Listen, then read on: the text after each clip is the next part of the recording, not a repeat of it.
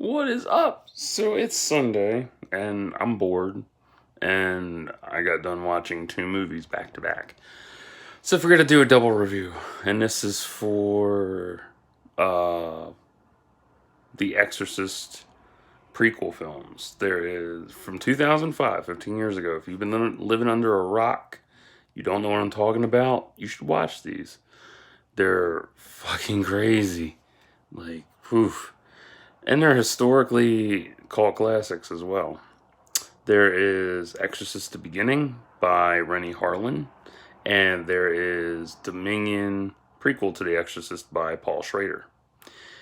Now, both these films, it's the same plot, almost the same cast, and, it's two different visions of the story.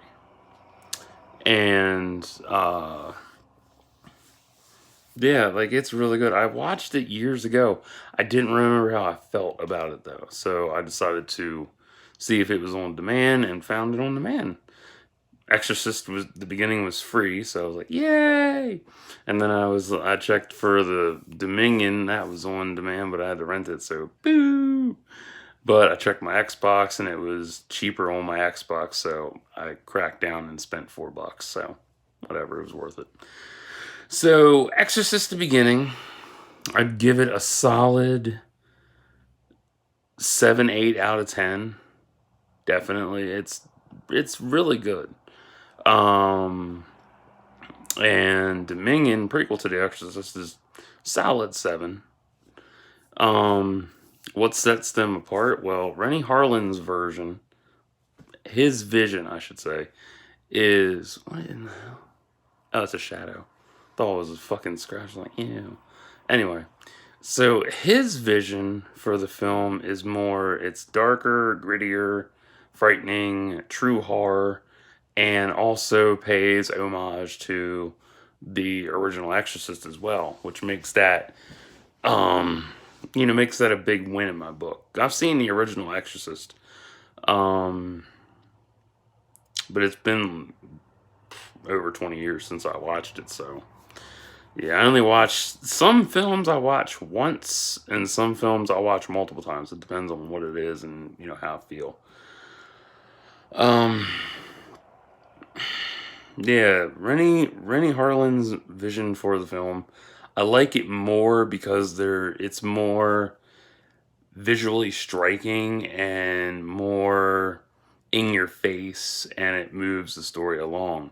Whereas Paul's vision for the film is, more, it sticks more to the religious aspects and throws in mild horror to keep the story going. So, I mean, they're both good films. To be honest, if you were to take Paul's vision and splice parts of it into Rennie's vision, you would have a solid 8.9 out of 10 cult classic hit, easily. I mean, both films are the same runtime. They're an hour and 55 minutes, so they're almost 2 hours long. They're both phenomenal. Like, it's nuts how good they are. They both produce their own... What's on my fucking head? Nose itches. They both produce their own unique blend of horror when it comes to a film. And having two different versions of this film is very weird. I mean, like at the time, it was a big deal because, and this is something that's, picked up steam here in the future. 15 years ago, this was, unheard of, that there would be like two versions of a film ever made, and yet they were both in theaters at the same time. Or no, one was in theaters, the other one straight to video. That's what happened. It was all over the news. It was in the newspaper. It was on whatever websites at the time. I don't know. You can look it up. It's archived. But the movies are really good. Like, they're solid. They're exciting. They're, true to the horror genre. But like my favorite would be Rennie's version of it, because his vision, it's dark, gritty, frightening, all that good shit. And I could not for the hell of me remember which one I watched. So I'm like, let me see which one this is, and sure enough, it was Rennie's version that I watched.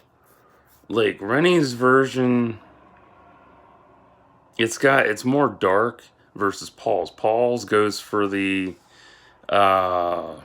linear storytelling of it, whereas Rennie focuses on the horror aspect of it and the build up to the actual possession itself. Well, they both work up to the possession, but in their own unique fashions. And I'm sure tons of people have done reviews on this movie, or they haven't, or they refuse to watch it because they don't consider it to be part of the Exorcist universe.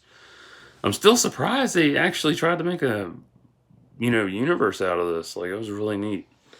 Like, it has 3 installments, although this makes 5, unless you count the films as 1.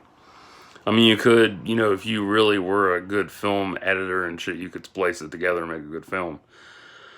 Or make a supercut, I should say. And then speaking of 15 years in the future, we've had numerous, like throughout the late 2010s, we've had numerous films that have come out where there have been other cuts that have not been released. Snyder cut for Batman vs. Superman. What else was there? Rise of Skywalker. Something else. There was something else. I can't remember what the fuck it was. Justice League had one, I think. I don't know. Suicide Squad had another cut, I think. I know there's the theatrical cut, the extended cut, and I think there was another cut for it, but I don't know. There was some other shit too, but yeah, there's been a lot of that going on. So what happened in 2005 echoed all the way to the late 2010s. Ooh, that's one. So I love the cast for both films. Like, they're phenomenal. Stellan Skarsgård is absolutely amazing. I did not know his name. Ouch, that hurt. Tiny bit. Yeah, I didn't know his damn name. I always thought, I never knew what his name was. With me, I know faces and not names. And then I'll know names, but not faces. So that's a catch-22 with me. If you aren't into horror, you won't like these. If you are easily scared by shit, or you need a safe space or somebody to watch it with, definitely find somebody to watch it with, or avoid these at all costs. It's your choice. What else was it? The only issue I have is the CGI is kind of dated, but yeah, it's still good. It still holds up. It's still good to watch.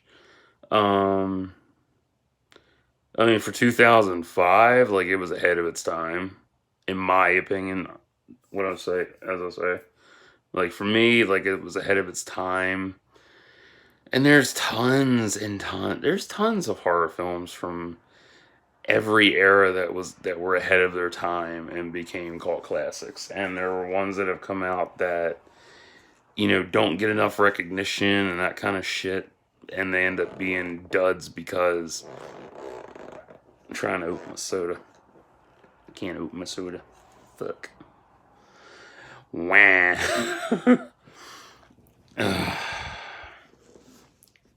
Bastard. Come on, open. There we go. Good. Perfect.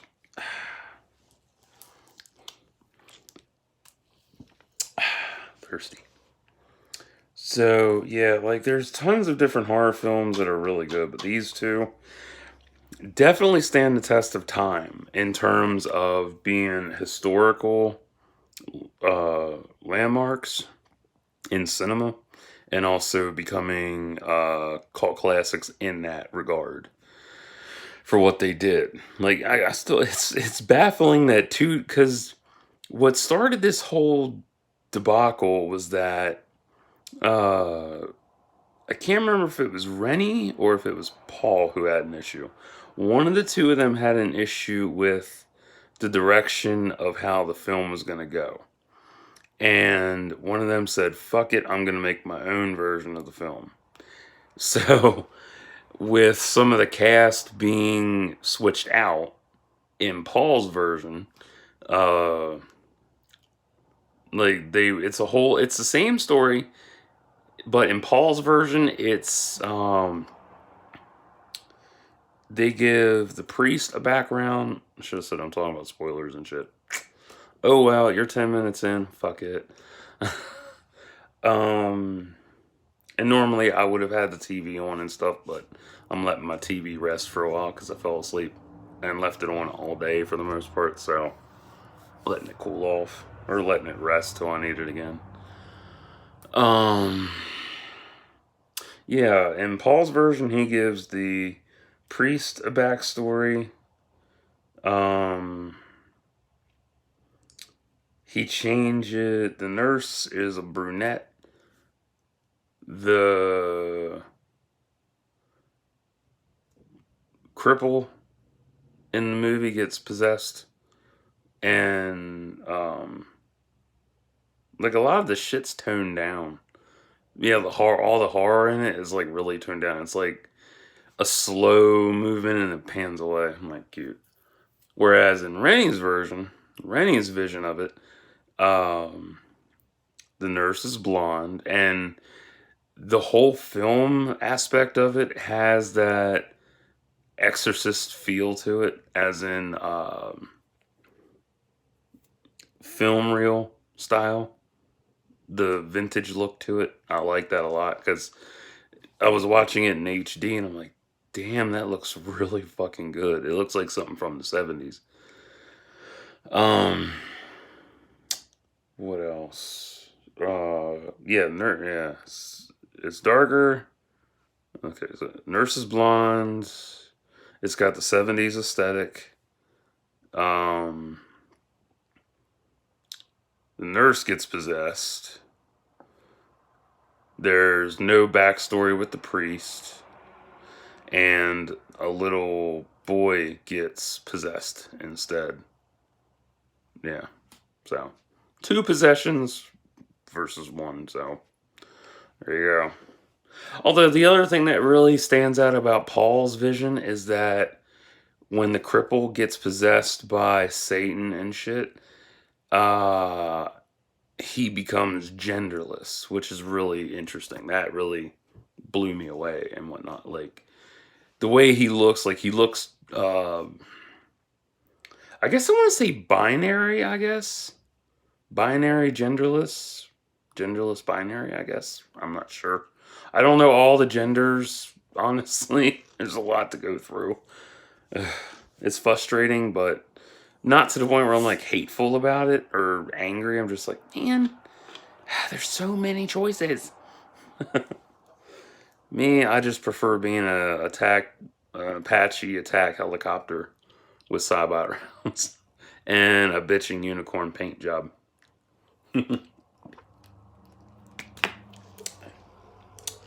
So, yeah, that's some of the big differences. Those are the main differences between the 2 films. The pacing is very different. Like, you can tell that right away.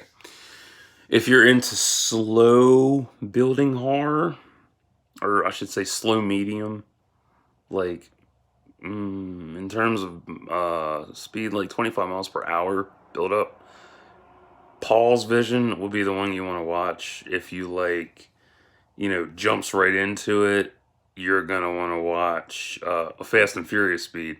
You're gonna want to watch Rennie's Vision. I mean, both are equally good. No joke. Both are equally good. Fuck off, Twitter.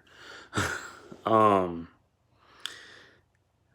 I would definitely give the props to Rennie Harlin's vision of Exorcist. the beginning easily. Like, it's that much better. Now, you might not agree with me. I totally get that. You know, that's why I do these videos, because not everybody's going to share the same opinion about shit. That's two. Yeah, not everybody shares the same opinion. You know, we're allowed to have our opinions. We can, you know, voice our viewpoints on a movie and, you know, get together, share it, and see how you feel about it, you know? It's the whole point of movies, you know? You come together, watch it, come away with a different opinion on it. And then, you know, after such and such a time has passed, and if it's an older film and time has really passed on it, you can go back with what you got now and rewatch it and be like, oh, that's really good. I appreciate this more. Or you're like, I fucking hate it. It's racist. I'm calling PETA and 1 million moms and the anti-vaxxers and all that bullshit. So, yeah. That's what I got. That's what I watched. I highly recommend them. If you can't find them at your local library, like I always recommend, library first before spending money. If your library doesn't have either one, you know, check your library. No, check your library. Duh. Check the library first. Oh, dumbass. Rent them. Or if you're the type that immediately has to buy them, Amazon has them in a 2-pack for $10. Literally, I'm still on the fence about owning them. Like, I want to own them because 1, it's cinema history. 2, I really do like the concepts. 3, I actually like the Exorcist beginning more, but we'll see. So that's what I got. If you don't like the people in the cast for the movies, then I totally get that. Not everybody's a big fan of everybody. Like, everybody's got their haters. Everybody has their favorites. If you're not into horror, don't watch it. Literally, just don't watch it. On a scare level of 10, well, actually, let me reiterate that. On a scare level of Ernest Scared Stupid to Hereditary, Hereditary is like God tier frightening for me, because I watched it, it gave me a fucking panic attack. I love that movie, but not again, no. So between Ernest Scared Stupid and Hereditary, it is about a few levels down from Hereditary in terms of, you know, frightening. But that's just, you know, me gauging it. You know, I don't know how you are about it, so. Anyway, that's what I got. I need to clip my fucking nail, because... Alright, have you ever... Okay, so I have issues with my nails. Sometimes my nails get long, I clip them, but there's that side of your nail that likes to grow and scratch. I hate that shit. That's 3. So I'm gonna get off of here, upload this, clip my nails, and watch some TV. Because fuck it, I don't care about my TV anymore. So, till next time, like and subscribe for thoughts and prayers.